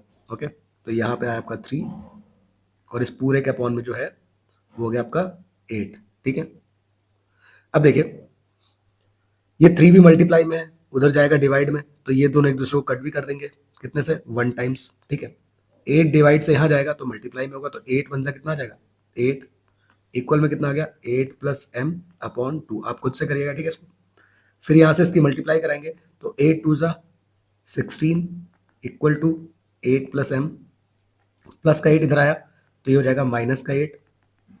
तो m की वैल्यू कितनी आ गई 8। ओके, आई होप ये क्लियर होगा। कैलकुलेशन बहुत ध्यान से करनी है, आराम से करनी है, समझ के करनी है। तो ये था आपका क्वेश्चन नंबर 9 का answer. Now move to the next question. ये नेक्स्ट क्वेश्चन आपका एनसीईआरटी का एग्जाम्पल है, और यहाँ पे पहले कोई और क्वेश्चन था, मैंने इसको अपनी तरफ से रखा है क्योंकि वो आपका डिलीट हो चुका है। ये बहुत ही इंपॉर्टेंट क्वेश्चन है, एग्जाम्पल है।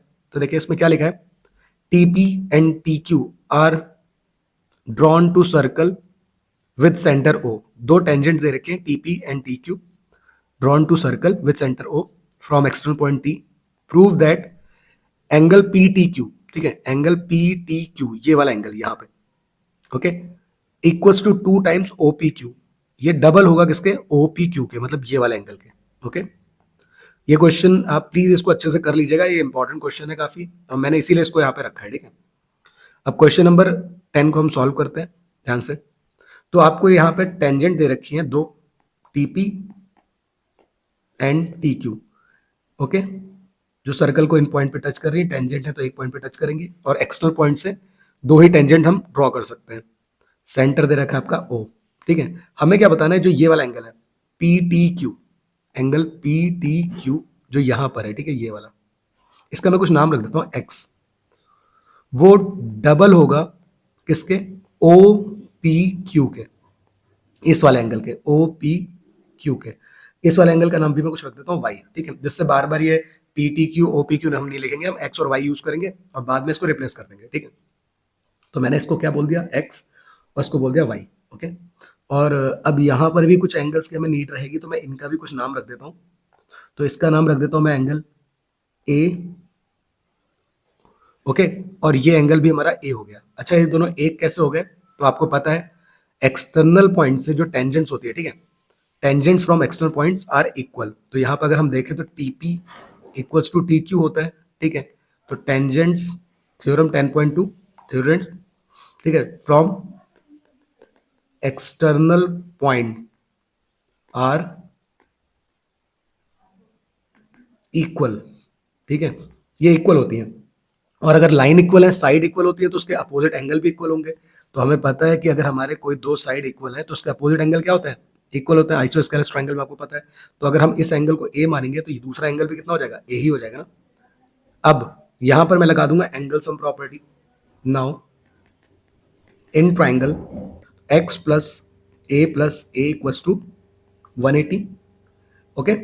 एक्स प्लस ए हो गया 2a, ये x इधर जाएगा तो ये जाएगा 2a equals to 180 minus x, okay. a की वैल्यू अब ये 2 अपॉन में जाएगा तो 180 माइनस एक्स अपॉन 2, ओके।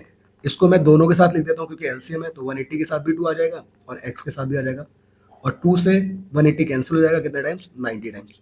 तो a की एक वैल्यू, ओके। तो आप a की वैल्यू को बाद में जिससे रिप्लेस कर पाए, इसलिए आपने इसको लिखना है।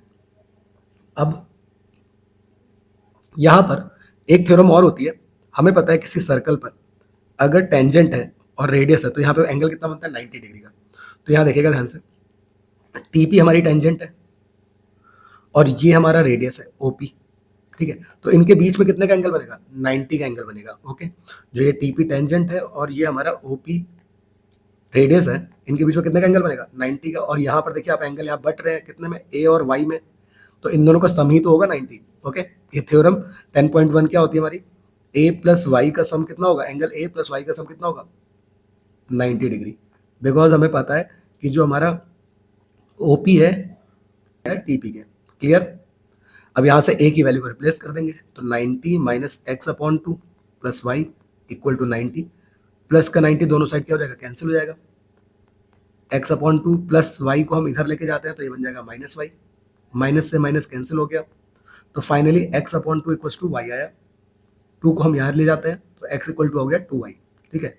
तो एक रिलेशन आ चुका है। अब देखिए x का हमने जो नाम रखा था हम वापस के ओरिजिनल नेम में रख देते हैं। तो पी टी क्यू को हमने x माना था तो पी टी क्यू की वैल्यू यहाँ पे रख देते हैं x की यहाँ पे। तो x की यहाँ पे जो x इक्वल टू, मैं इधर लिख दे रहा हूँ साइड में देख लीजिएगा, x इक्वल टू 2y आया तो ये हो जाएगा P T Q equal to 2 times, और y की वैल्यू हमारी क्या है, ये वाली, ये x था और ये y था, तो ये हो जाएगा ओ पी क्यू, ओके।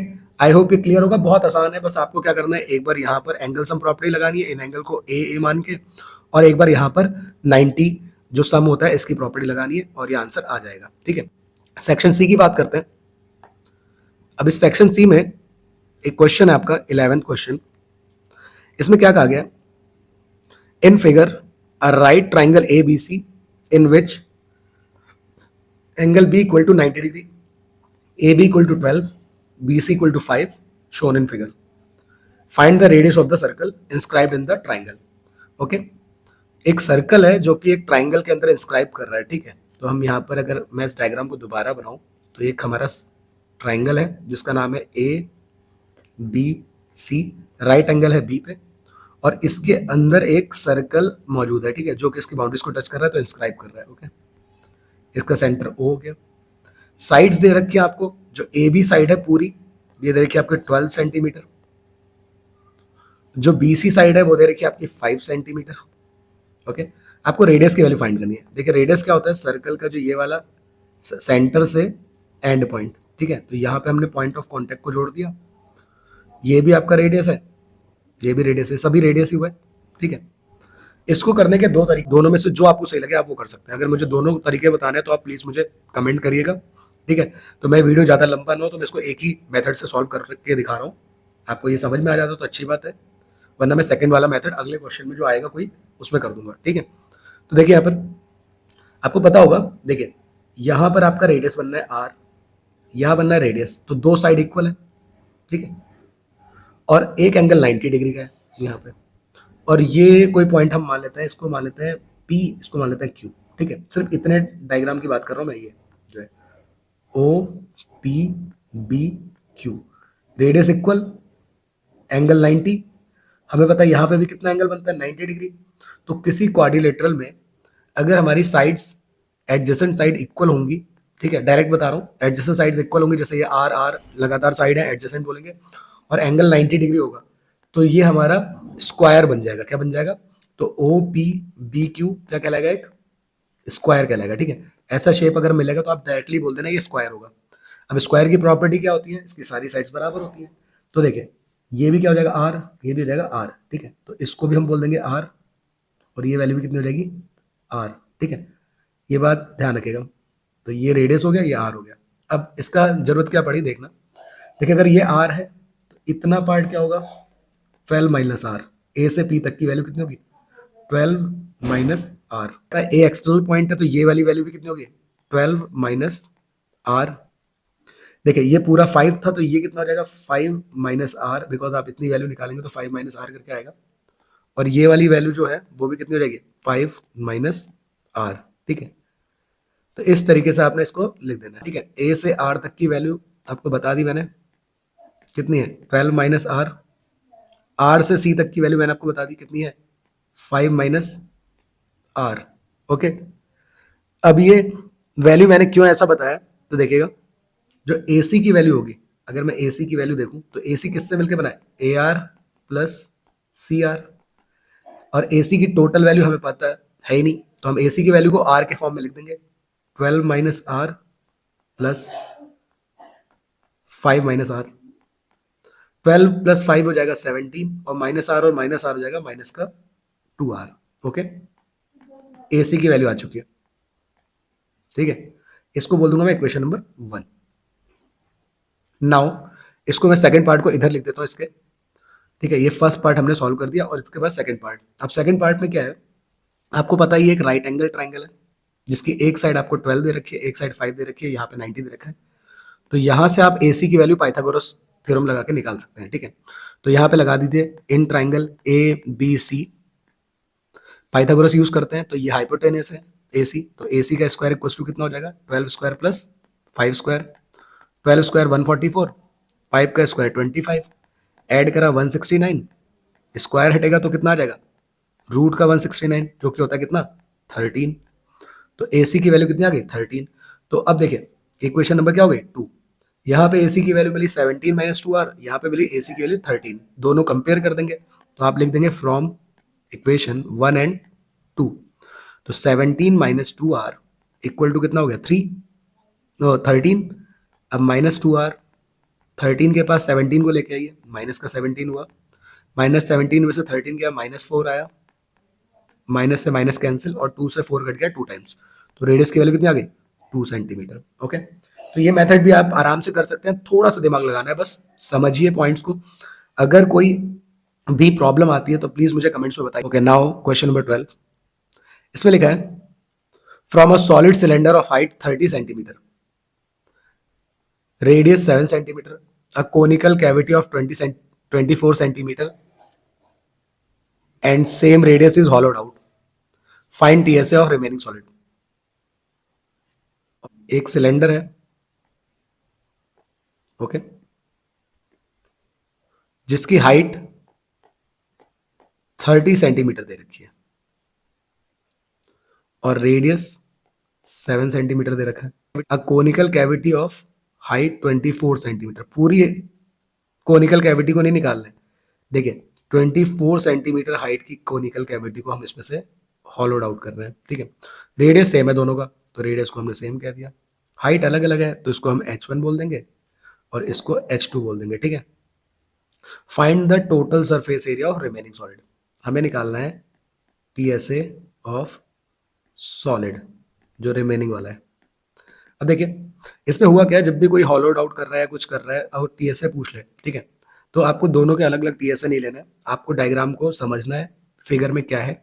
तो अगर मैं बात करूं सिर्फ बाहर बाहर के फेसेस की, ठीक है, तो बाहर बाहर से सिर्फ एक सिलेंडर कवर हो रहा है, ठीक है, बट उसके ऊपर वाले पार्ट में यहाँ से एक साइड से हमने कोन को निकाला है, तो हम इसका TSA नहीं ले सकते, इसका हम लेंगे CSA। कोई भी अगर पार्ट यहाँ पर एल्टर किया गया है, इसमें से कुछ चीज निकाली गई है, तो हमेशा CSA लीजिएगा। ठीक है, तो CSA किसका? सिलेंडर का।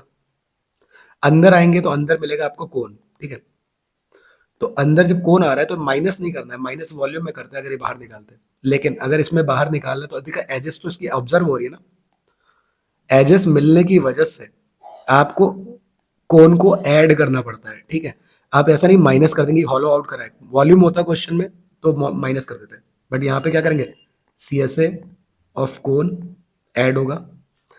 अब अंदर के साइड भी हो गई, नीचे की तरफ आएंगे तो नीचे वाला बेस तो अभी मौजूद है, ठीक है, इसको हमने अभी हटाया नहीं था, ऊपर से ही कोन निकला है, तो base area, okay, base area of cylinder, okay, इतनी बात क्लियर है। 2 पाई आर एच, कोन का होता है पाई आर एल, और बेस एरिया क्योंकि सर्कल है तो उसका एरिया हो गया पाई आर स्क्वायर, ठीक है। कॉमन देख लेते हैं, पाई आर कॉमन है, अंदर बचा 2 एंड एच, यहाँ बचा एल, और यहाँ बचा एक आर। देखिए अब यहाँ पर एक एल नहीं है, एल क्या होती है, स्लैंट हाइट होती है, मैंने यहाँ पर कोन बनाया था तो कोन की स्लैंट हाइट कहाँ होती है, ये वाली पार्ट को हम स्लैंट हाइट बोलते हैं, ठीक है। नीचे यहाँ पर क्या है, रेडियस है 7, और हाइट कितनी थी, H2, कोन की हाइट की बात कर रहा हूँ मैं, H2 कितनी थी, क्वेश्चन में 24 दी थी, और यहाँ पे 90 एंगल बनता है, ठीक है, मैंने इसको उल्टा बना रखा है तो आप ध्यान रखेंगे 90 एंगल बनता है। तो अब पाइथागोरस लगा लेते हैं, एल स्क्वायर सामने हाइपोटेनस है, 24 का स्क्वायर प्लस 7 का स्क्वायर, ये हो जाएगा 576, ये हो जाएगा 49, ठीक है, ऐड करेंगे इसको तो हो जाएगा 625, और स्क्वायर चल रहा है तो यहाँ पे आके रूट बनेगा, ये हो जाएगा 25 का, ओके। तो यहाँ पे 25 आ चुका है स्लैंट हाइट, इसकी वैल्यू को हम यहाँ पे यूज करेंगे, ओके। अब यहाँ पे वैल्यू रख देता हूँ मैं 22.7, आर की वैल्यू भी 7, एच यहाँ पे ये सिलेंडर वाला है H1, जिसको मैंने यहाँ पे लिखना है, ठीक है, तो H1 की वैल्यू क्वेश्चन में 30 दे रखी है, एल की वैल्यू अभी आई है 25, और आर है 7, ठीक है। 7 से 7 क्या हो जाएगा, कैंसिल हो जाएगा, 22 बाहर आया, अंदर मल्टीप्लाई कराता है, 30 की 2 से कराई तो आ गया 60, और 25 प्लस 7 हो गया 32, ओके। यहाँ 22 आया, मल्टीप्लाई करेंगे 22 को किसके, इनका सम आएगा हमारा 60 प्लस 32, 2, 6 प्लस 3, 9। अब 92 और 22 के मल्टीप्लाई करा देते हैं तो हमारा आंसर आ जाएगा, ठीक है।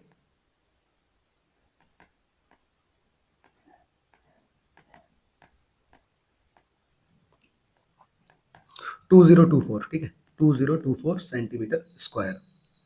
तो this is the required answer जो आपको चाहिए था। आई होप ये क्लियर होगा, बस आपको ध्यान से करना है इसे। B part, okay. देखिए यहाँ पर जो इसका जो मेन पेपर है उसमें जो क्वेश्चन था वो आपके सिलेबस में अब नहीं है, इसको मैंने क्वेश्चन को खुद यहाँ पे पुट किया है, बहुत इंपॉर्टेंट क्वेश्चन है आपका, एक्सरसाइज 12.2 का question number 3। A gulab jamun contains sugar syrup up to about 30% of its volume. Find approximately how much syrup would be found in 45 gulab jamuns, each shaped like a cylinder with two hemispherical ends, with length 5 centimeter and diameter 2.8 centimeter. अब आपको बताना क्या है कि जो गुलाब जामुन है हमारा उसमें शुगर सिरप 30% दे रखा है, तो 45 गुलाब जामुन में कितना शुगर सिरप होगा, ठीक है। और जो गुलाब जामुन है उसका कुछ शेप दे रखा है, वो क्या दे रखा है, बीच से वो सिलेंड्रिकल है, सिलेंडर बना देंगे, और जो एंड्स हैं उसके वो हेमिस्फेरिकल है, ठीक है, ये हेमिस्फेयर बना दिया। पूरी जो लेंथ है वो है 5 सेंटीमीटर, ध्यान रहे पूरी लेंथ को बोलना है, ठीक है, सिलेंडर के पार्ट को नहीं, पूरी लेंथ को 5 सेंटीमीटर, और जो डायमीटर है वो दे रखा है 2.8 सेंटीमीटर। अब यहां पर आपको डायमीटर दिया है तो रेडियस हो जाएगा 2.8 का हाफ, 1.4 सेंटीमीटर, ओके, जिसको हम यूज करेंगे। अब रेडियस क्या होता है, यहाँ सेंटर होता है, ठीक है, तो सेंटर से एंड पॉइंट ये रेडियस हो गया, इसी तरीके से इसको भी रेडियस बोलते हैं, ओके, सेंटर से एंड पॉइंट, तो ये भी कितना हो जाएगा 1.4, ये पार्ट भी हो जाएगा 1.4, ओके। अब आपको चाहिए किसकी हाइट, आपको हाइट चाहिए होती है सिलेंडर वाले पार्ट की। अब सिलेंडर वाले पार्ट की हाइट कैसे निकलेगी, अगर हम इस टोटल में से ये जो पूरी जो लेंथ दे रखी है 5, उसमें से माइनस कर दें ये वाली लेंथ जो हमारी जो साइड्स हैं, ठीक है, अगर ये वाले पार्ट्स को हम हटा दें तो सिर्फ सिलेंडर वाली हाइट निकल जाएगी। अब ये कितना है 1.4, कितने टाइम्स है, 2 टाइम्स है, 2 बार था, तो इसको बस हमें माइनस कर देना है। अब 5 में से 1.4 का डबल होता है 2.8, तो इन दोनों को माइनस करेंगे तो आ जाएगा 2.2 सेंटीमीटर। ये क्या आ चुकी है, हाइट ऑफ सिलेंडर, ओके, क्योंकि इसकी नीड होगी आपको आगे, तो मैंने ये निकाल दिया इसको, ओके। अब अब हमें निकालना था वॉल्यूम ऑफ शुगर सिरप इन 45 गुलाब जामुन, ठीक है। तो 45 है तो 45 से मल्टीप्लाई करेंगे, इनटू एक गुलाब जामुन में 30% शुगर सिरप है, 30%, 30/100 किसका? वॉल्यूम ऑफ गुलाब जामुन का। ओके, तो 30%, 30% किसका? एक गुलाब जामुन के वॉल्यूम का। ठीक है, तो 30% है एक में, 45 की बात करेंगे तो 45 से उसे मल्टीप्लाई कर देंगे। अब कैंसिल करते हैं, ये देखिए 0 से 0 कैंसिल, 5 9 जा 5 2 जा। ओके, ये हो जाएगा 27/2। एक वैल्यू मैंने रख दी। देखिए गुलाब जामुन के अंदर दो शेप है हमारे मिलके बन रहा है, कौन कौन से? Cylinder plus 2 times volume of hemisphere. Okay, अब 27/2, अगर हेमिस्फीयर का शेप बिल्कुल सेम हो जैसे इसके एंड्स में, ठीक है, तो दोनों हेमिस्फीयर अगर हम जोड़ दें तो वो आपको एक स्फेयर ही देगा। ठीक है, तो हम ये दो हेमिस्फीयर की जगह एक स्फेयर को भी ले सकते हैं। ओके, तो हम यहाँ पे वॉल्यूम ऑफ स्फेयर भी ले सकते हैं, तो वॉल्यूम ऑफ स्फेयर को हम यहाँ पे ले लेंगे। ओके, क्योंकि दो हेमिस्फीयर मिलकर क्या बनाते हैं? एक स्फेयर बनाता है, तो उसका वॉल्यूम ले लेंगे। तो वॉल्यूम ऑफ सिलेंडर क्या होता है? πr²h, और स्फेयर का वॉल्यूम क्या होता है? 4/3 πr³। ओके, यहां से वैल्यू रखते हैं हम। वैल्यू क्या है हमारी? 27/2, और कॉमन ले सकते हैं, पाई दोनों के पास है तो पाई कॉमन ले लिया। r² इधर भी, r³ इधर है तो r² तो कॉमन ले ही सकते हैं। अंदर क्या बचा? h प्लस 4/3, और क्यूब था तो एक r अभी रह गया। सबकी वैल्यूज रखते हैं। 27/2, पाई की वैल्यू 22/7, r की वैल्यू 1.4, h हमें सिलेंडर का लेना है तो ये हो जाएगा हमारा 2.2, 4/3, और r की वैल्यू 1.4। ओके, यहां से 7 से कैंसिल हो जाएगा, ये 1.4 को कैंसिल करते हैं, 7 2 सा 0.2 आ जाएगा। 2 से 22 को कैंसिल करते हैं, 2 11 सा। ओके, अब जो नंबर बचते हैं वो बचते हैं 27, इन दोनों की मल्टीप्लाई करते हैं तो 11 2 सा 22 होता है, 2.2 आ जाएगा, यहाँ 1.4। इस ब्रैकेट को मैं सॉल्व कर लेता हूँ एलसीएम लेके, तो 3 2 सा 6, 3 2 सा 6, और यहाँ पे इन दोनों की मल्टीप्लाई करी तो 4 4 सा 16, 5.6, और अपॉन में ये हो गया आपका 3। ठीक है, इस साइड सॉल्व कर दे रहा हूँ मैं इसे। 27 इंटू 2.2 इंटू 1.4, 6.6 और 5.6 को ऐड करेंगे तो आ जाएगा 12.2 अपॉन में 3। ठीक है, 3 से 27 कैंसिल हो जाएगा, 3 9 सा, तो फाइनली आपके पास बचा 9 इंटू 2.2 1.4 इंटू 12.2। इनकी मल्टीप्लाई करते हैं, 9 2 सा 18, 9 2 सा 18 प्लस 1 19, और 12.2 की हम 1.4 से करा देते हैं, 4 2 सा 8, 8 4 2 2 1, ये रहेगा 17.08। ओके, ये आया आपका 338,184 पॉइंट लग जाएगा आपका 1 2 3 तीन प्लेस के बाद, तो 338.184 सेंटीमीटर क्यूब। 45 गुलाब जामुन में इतना शुगर सिरप मौजूद होगा। ओके, आई होप ये क्लियर होगा। थोड़ा कैलकुलेशन है, अगर आप इसको साथ में लेके करेंगे पूरा 45 गुलाब जामुन को एक साथ, तभी आपका जल्दी होगा, वरना आप इसको एक का निकाल के 30% करके फिर 45 करेंगे तो आपका बहुत टाइम लग जाएगा, तो प्लीज़ वो मत करिएगा। अब आ जाते हैं नेक्स्ट क्वेश्चन पे। पहली केस स्टडी है, in mathematics relation can express in various ways. The matchstick pattern are based on the linear relation. Different strategies can be used to calculate the number of matchstick used in different figures. कुछ pattern आपको दे रखे हैं यहाँ पे जो कि AP की form में, तो एपी की बात कर रखे हैं। ठीक है, तो फिगर 1, फिगर 2, फिगर 3। अब क्वेश्चन पढ़ते हैं सीधे। यहाँ मैच स्टिक का पैटर्न बना रखा है, right AP for the number of triangle used in figure, also right nth term of the AP. थोड़ा ध्यान से, आपको यहाँ पे नंबर ऑफ ट्राइंगल कितने बन रहे हैं उसके हिसाब से एपी बनानी है। ठीक है, मैच स्टिक आपको काउंट नहीं करनी है, पहले ट्राइंगल काउंट करने हैं। अब देखिए पहले फिगर में अगर देखें तो ट्राइंगल कितने बन रहे हैं, 1 2 3 4। ओके, तो 4 हो गया। यहाँ पे देखिए 1 2 3 4 5 6, तो 6 ट्राइंगल हो गए।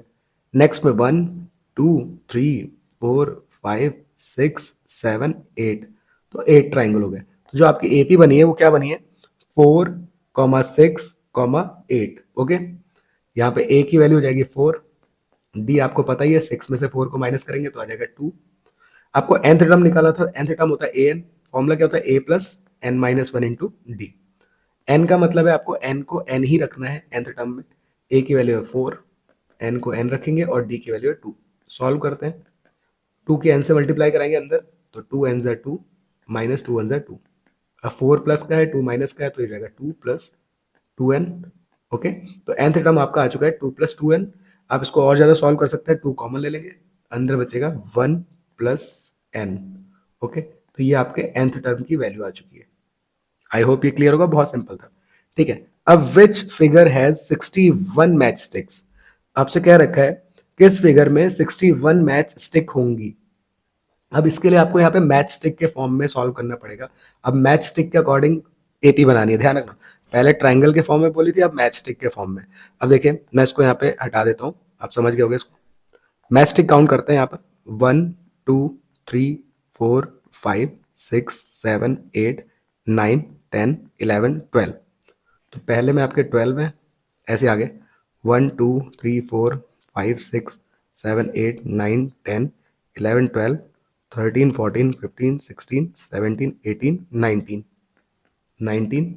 ठीक है, आगे इसमें भी काउंट कर लेते हैं, 1 2 3 4 5 6 7 8 9 10 11 12 13 14 15 16 17 18 19 20 21 22 23 24 25 26, ये रहेगा 26।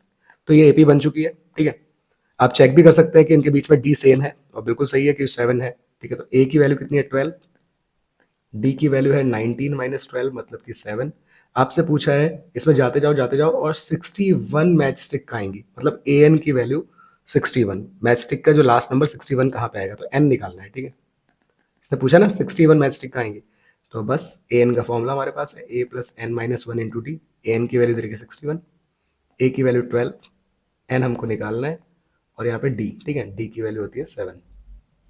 अब पहले 12 को यहाँ ले आइए, माइनस हो जाएगा 61 minus 12, N minus one into 7 हो गया 49, एन माइनस वन इंटू 7। इस बार 7 को अंदर मल्टीप्लाई मत करना, 7 से डिवाइड में जाएगा, कट कर देगा, 7 7 ज़ा, तो 7 इक्वल्स टू आ गया एन माइनस वन यहाँ आया, तो 7 प्लस 1, तो एन की वैल्यू आ गई 8। ओके, तो 8th जो नंबर पे हमारे बनेगा पैटर्न, उसमें 61 टोटल हमारे मैच स्टिक्स होंगी। ओके, तो ये था आपका बी पार्ट, और इस केस स्टडी में ये 2 पार्ट थे, और ये क्लियर हो गया तो अच्छी बात है, इसको दोबारा देख लीजिएगा। ठीक है, आपको समझ में आ जाएगा, पहले में अपने ट्रायंगल के हिसाब से बताना था और दूसरे में मैच स्टिक के अकॉर्डिंग। आ जाते हैं नेक्स्ट केस स्टडी पे, 14 क्वेश्चन, लास्ट क्वेश्चन है। इसमें क्या रखा है, Gadisar lake is located in Jaisalmer, Rajasthan. It was build by king Jaisalmer and rebuilt by Ghazi king in 14th century. The lake has many छतरीज, one of them are shown below. Okay, हमें यहाँ पे दिखा रखा है, ऑब्जर्व करना है इस पिक्चर को। From a point A h metre above the water level, the angle of elevation of top of छतरी point B is 45. Angle of depression of reflection in water point C is 60 degree. If height of छतरी above the water level is 10 metre, then हमें इनके answer करने हैं। तो पहले तो एक डायग्राम बनाना है, ठीक है, लेबल्ड, और फिर हाइट फाइंड करनी है पॉइंट ए की। इस क्वेश्चन में क्या कह रखा है, एक लेक है गदीसर लेक जो कि राजस्थान में है। तो कुछ पैटर्न आपको, ये तो बातें हो गई जो हिस्ट्री से रिलेटेड, लेकिन हमारा जो मेन क्वेश्चन है वहां से देखते हैं। ठीक है, तो इसमें क्या कर रखा है, यहाँ पर आप देख सकते हैं एक पॉइंट बना रखा है ए पॉइंट, ठीक है, जो कि h मीटर अबव है वाटर, ईमान ये देखिए वाटर लेवल है उससे h मीटर अबव है। ठीक है, और इससे एंगल ऑफ एलिवेशन बन रहा है इस छतरी, जो ये छतरी है उसके पॉइंट बी पर, तो एलिवेशन यहाँ से ऊपर की तरफ बनना है। ठीक है, ये कितने का बन रहा है, तो ये आपको दे रखा है 45 डिग्री। ओके, अगर ये विजिबल नहीं है तो आप थोड़ा सा ध्यान से देखिएगा, अभी मैं दोबारा इसको बना दूंगा। ठीक है, and angle of depression of its reflection in water. अब जो ऊपर ये डायग्राम है, इसका रिफ्लेक्शन कहाँ बन रहा है, पानी में बन रहा है नीचे की तरफ, यहाँ पे सी पॉइंट पे, तो इसके रिफ्लेक्शन में डिप्रेशन बना है, डिप्रेशन ऊपर से नीचे की तरफ बनता है। ठीक है, तो वो कितना दे रखा है, 60 डिग्री दे रखा है। और छतरी जो है वाटर लेवल से 10 मीटर अबव है, अब वाटर ये है। ठीक है, तो इससे ये जो डिस्टेंस दे रखी है, देखिए 10 मीटर। ओके, अब हम इस डायग्राम को थोड़ा साफ साफ बना देते हैं। तो देखिए एक छतरी थी जो कि ऊपर की तरफ थी, इसका पॉइंट बी दे रखा था, एक पॉइंट ए था, ठीक है, जो कि वाटर लेवल से एच मीटर ऊपर था। वाटर यहाँ पे मान लीजिए वाटर है, ठीक है। अब इससे जब हम ऊपर देख रहे थे इस पॉइंट से, तो जो एलिवेशन बना वो कितने का बना, 45 डिग्री का। ओके, तो ये वाटर लेवल है, ये ध्यान रखेंगे वाटर लेवल है। अब इस पॉइंट जो छतरी यहाँ पे थी, इसका रिफ्लेक्शन पानी के अंदर बनेगा, ठीक है। तो पानी का सरफेस ये है, पानी के सरफेस के अंदर इसका रिफ्लेक्शन बनेगा यहाँ पे, ठीक है। ये पॉइंट का नाम सी रखा है। और जो रिफ्लेक्शन है इसी पॉइंट ए से उस पर डिप्रेशन एंगल बनना है। डिप्रेशन कहाँ बनता है, ये और जो ऊपर आपका हॉरिजॉन्टल लाइन है इसके बीच में, कितने डिग्री का, 60 डिग्री का, ठीक है। इस वाटर लेवल से जो बी पॉइंट है उसकी हाइट दे रखी है 10 मीटर, ठीक है। हमको पता है लॉज ऑफ रिफ्लेक्शन के अकॉर्डिंग, अब पानी के ऊपर जितना हमारा वो ऑब्जेक्ट होगा पानी के अंदर, उसका रिफ्लेक्शन उतना ही अंदर बनता है, ठीक है। तो पानी के ऊपर 10 मीटर है तो पानी के अंदर भी 10 मीटर ही बनेगा। ये बात आपके दिमाग में क्लियर होनी चाहिए, ठीक है। रिफ्लेक्शन हमेशा इतना ही होगा। अब याद रखिएगा ध्यान से, हम यहाँ पर ट्राइंगल ले लेंगे, ठीक है। तो ट्राइंगल्स के हम नेम रख देते हैं, जैसे ए है, बी है, इस वाले पॉइंट को हम रख लेते हैं डी, क्योंकि सी तो हो चुका था, ए डी बी को, ठीक है। तो आप लिख देंगे in triangle A D B perpendicular upon base. तो 10 45, सामने एंगल 45 है इसलिए 45 लेंगे। परपेंडिकुलर ये वाले हिस्से को बोलते हैं, ठीक है। अब ये हमको पता नहीं है तो कैसे निकलेगा, देखिए ये एच है, तो सामने जो इसकी पैरेलल वैल्यू वो भी एच होगी, ठीक है। तो ये एच है तो ये इधर सामने भी तो एच ही होगा। तो ये कैसे निकलेगा, 10 में से एच को क्या कर दें, माइनस। तो 10 माइनस एच अपॉन बेस। अब बेस कितना है, बेस ये है, बेस को कुछ मानना पड़ेगा, इसको कुछ मान लेते हैं, एक्स मान लेते हैं, ठीक है। तो ये रहेगा एक्स। 10 45 के लिए होती है 1, तो 10 माइनस एच अपॉन एक्स, इधर लेके जाएंगे तो एक्स के लिए आगे 10 माइनस एच, इक्वेशन मान लेते हैं। अब आ जाते हैं दूसरे ट्राइंगल में। दूसरा ट्राइंगल बन रहा है ये जो थोड़ा उल्टा है इस तरीके से, ठीक है। आप इसको सीधा भी कर सकते थे बट ये उल्टा ट्राइंगल बनना है। सामने एंगल है 60, ठीक है। इसके सामने परपेंडिकुलर ये वाला हिस्सा पड़ रहा है, ये वाला, ओके। और बेस इसका वही है, ट्राइंगल बस उल्टा बन रहा है, ठीक है। मैं इसको अगर ध्यान से बताऊं तुम्हें तो ये हमारा ट्राइंगल है, और ट्राइंगल का नाम क्या है हमारा, ए, यहाँ सी पॉइंट है और यहाँ पे डी लिया है, ठीक है। ये वाली हाइट कितनी आएगी, क्योंकि ये थी आपकी एच और नीचे आपका 10, तो इस बार ऐड होगा बिकॉज ये टोटल बतानी है। तो 10 प्लस एच है और बेस वही एक्स है, और यहाँ एंगल कितना है 60, ठीक है। तो इसका उल्टा देख लेना इसको, तो यहाँ पर कितना बनेगा 10 60, परपेंडिकुलर कितना है 10 प्लस एच अपॉन एक्स, तो ये हो जाएगा एक्स। और 10 60 की वैल्यू होती है √3, 10 plus H upon x, okay. इधर तो ये हो जाएगा एक्स, इधर आ गया 10 प्लस एच अपॉन √3, ठीक है। अब देखिए ऊपर भी ये पहली इक्वेशन में भी एक्स की वैल्यू आई थी और दूसरे में भी एक्स की वैल्यू आई है। अब दोनों को हम क्या कर देते हैं, कंपेयर करा लेते हैं। कंपेयर मैं इस साइड कर दे रहा हूँ, यहाँ देख लीजिएगा, यहाँ पे पार्ट लिख दे रहा हूँ, रिमेनिंग वाला पार्ट। तो जब हम कंपेयर करेंगे फ्रॉम इक्वेशन 1 एंड 2, क्या होगा, 10 minus H equal to 10 plus H upon √3, ठीक है। अब √3 वाले पार्ट को यहाँ लेके आते हैं, ब्रैकेट में आ गया 10 माइनस एच बराबर 10 प्लस एच, ठीक है। इसको सॉल्व कर लेते हैं, तो 10 √3 माइनस h√3 बराबर 10 प्लस एच। नंबर नंबर के पास जाएगा, h वाला h के पास जाएगा, तो 10 √3 के पास 10 आ गया माइनस का, और ये माइनस था तो उधर जाके प्लस हो जाएगा h√3। कॉमन ले लेते हैं 10, अंदर बचा √3 माइनस 1, यहाँ पे h कॉमन ले लेते हैं, यहाँ हो जाएगा 1 प्लस √3, ओके। अब आपको h की वैल्यू निकालनी थी तो ये मल्टीप्लाई से जाएगा डिवाइड में, तो 10 √3 माइनस 1 अपॉन में आ गया √3 plus 1 equal to H, okay. अब देखिए यहाँ पर आप इसको रेशलाइज करेंगे। रेशलाइज कैसे करते हैं, आपने करा होगा पहले भी। तो √3 माइनस 1 है, इधर है √3 प्लस 1, तो जो अपॉन में डिनोमिनेटर में लिखा है इसकी ऊपर और नीचे मल्टीप्लाई कर देते हैं, लेकिन साइन चेंज हो जाता है, माइनस है तो प्लस, प्लस है तो माइनस। तो यहाँ प्लस था, यहाँ माइनस कर देंगे, √3 माइनस 1 से ऊपर और √3 माइनस 1 से नीचे मल्टीप्लाई कर देते हैं। तो √3 माइनस 1 ऊपर दोनों के पास आ गया तो होल स्क्वायर बन जाएगा, ठीक है, क्योंकि यहाँ पे दोनों की पावर 1 है, लेकिन नीचे हमेशा आइडेंटिटी बनती है, हमने 9th क्लास में कर रखे हैं। अब ये हो जाएगा आपका a माइनस बी का होल स्क्वायर, क्या होता है a square plus B square minus 2ab, और अपॉन में बन जाएगा a स्क्वायर रूट 3 का स्क्वायर और 1 का स्क्वायर रहेगा 1, ठीक है। रूट 3 का स्क्वायर हो गया 3 और यहाँ हो जाएगा 1, तो 10 रूट 3 का स्क्वायर करा 3 प्लस 1 माइनस 2 रूट 3 अपॉन में आ गया 2, 2 से 10 कट जाएगा 5 टाइम्स, अंदर आ गया 3 प्लस 1 4, 4 माइनस 2 रूट 3।